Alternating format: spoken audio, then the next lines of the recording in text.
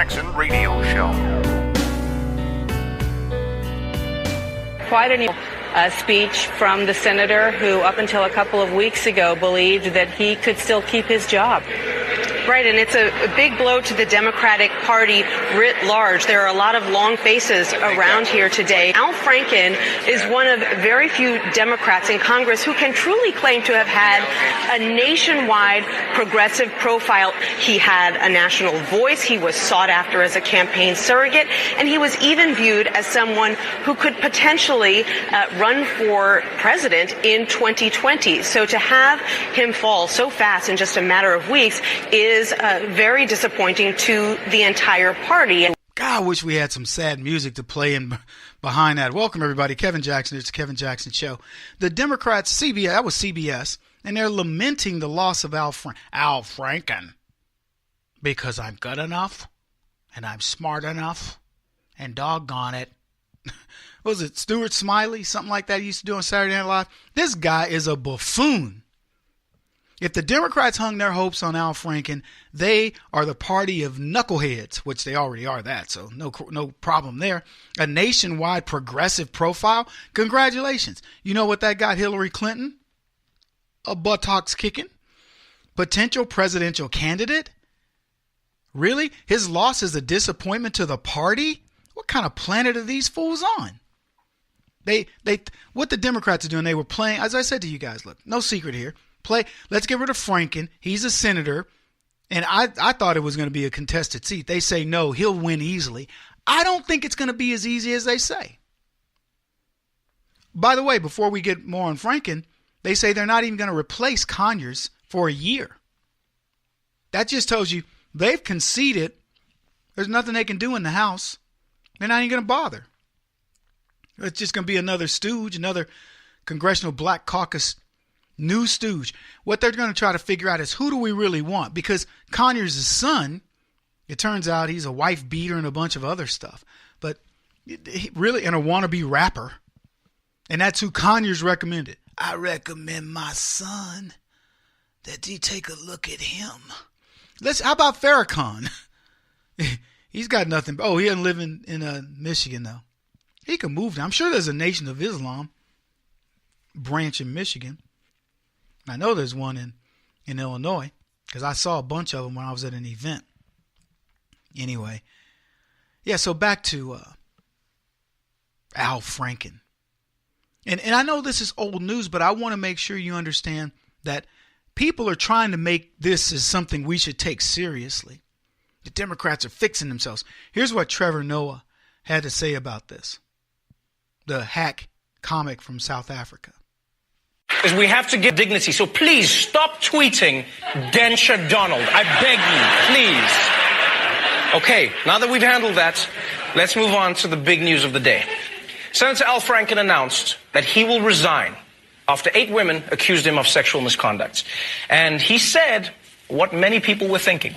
Today I am announcing that in the coming weeks, I will be resigning as a member of the United States Senate.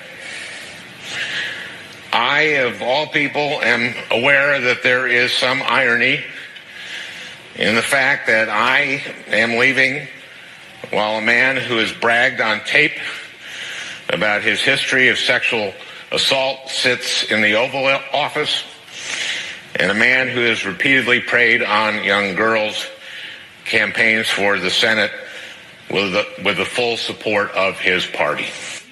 Yeah. Regardless of how you feel about Al Franken, he does have a point. The Democrats are draining their swamp while Republicans are installing a jungle gym in Roy Moore's new office. Because if Al Franken was a Republican, for better or worse, he would still have his job.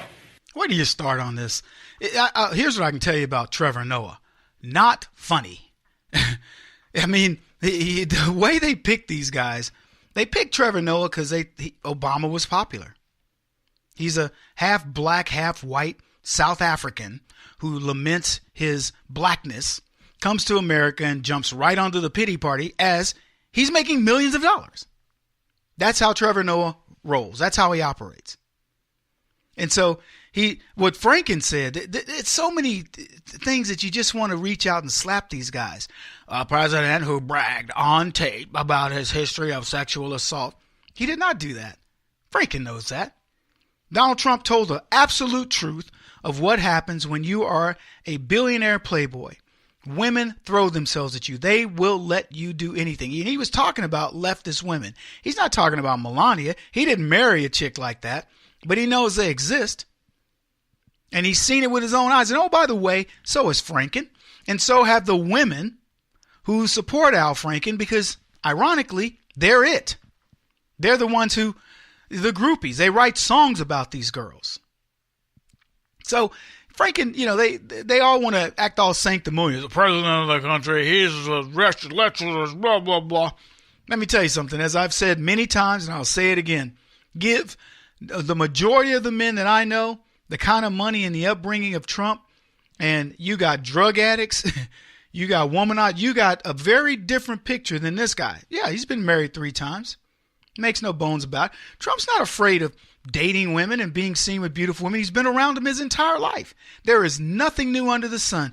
I can tell you this. Donald Trump sees a beautiful woman and he goes, wow, she's beautiful. And he moves on because he's seen that many of them. And I'll tell you something else he's seen that people don't want to talk about. He's seen the very thing that there's been jokes made about this. You get a guy who works his entire, like he's working hard to get some beautiful girl. She's his dreamboat, all right? And he finally gets her, sleeps with her or whatever. And within a few months, his buddies say, hey, man, how's it like with your supermodel? And he's like, she's just another nag to me or whatever. That's one of these misogynist jokes. But it's a funny joke because essentially once he's gotten her, it's like she's just a beautiful nag. And, moving on, I have a friend, no lie, the true story. I was buying a home years ago. It was my first home. And this girl, her name was Cassandra, very pretty lady. She's showing me homes and finally sells me a home. Well, I took my buddy who was in from Oklahoma I said, hey, you want to come out with me to go walk the house? And Cassandra's waiting on me, blah, blah, blah.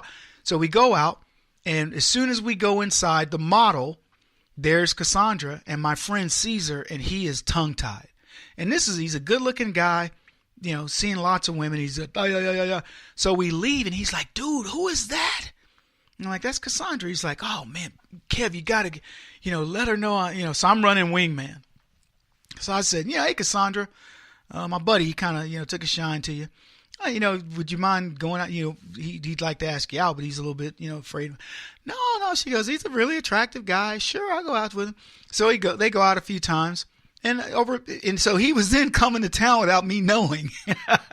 So they start dating, and about a month after they're dating, he's coming into town going, don't let Cassandra know I'm here. I'm like, why? I thought she was Miss Woohoo. I'm all goo goo gaga. Yeah, he's like, oh man, she's like all needy, and it was over. I'm telling you right now, as God is my witness, I'd never seen this dude, this goo goo gaga over a woman, and rightfully so. She's attractive, making lots of money. Cassandra was the type of chick you go, hey, that's the one you want to take home to mom. And the minute he's now with her, it's done. And so Donald Trump knows that better than anybody. This dude, growing up with money, and as I said, you can judge on his looks, but he's not a bad-looking guy. And let me tell you, money makes you look a lot better. So people know that's Trump. If you want to tell me this guy had it's insane. Quite honestly, it's insulting that Al Franken would even say something that's silly. And then he goes on to Roy Moore.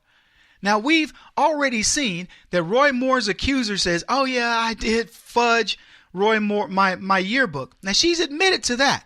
She tried to make his signature look like something different and to make that relationship more than what it was. She's admitted to this. And these leftists, knowing their history, are still trying to say, well, the president is sitting there, and then they want to bring in this new senator, and I've got to resign. Big crybaby. And then Trevor Noah says, the Democrats are draining their own swamp. No, they're not. The Democrats haven't done anything. They haven't changed. They're fundamentally identically the same as they were from before Al Franken resigned till now. They're the people that created a fake narrative against a candidate that they hope would win so they could continue to do the things that they're doing. You can bet this. If Hillary Clinton had been elected president, we would be hearing about none of this.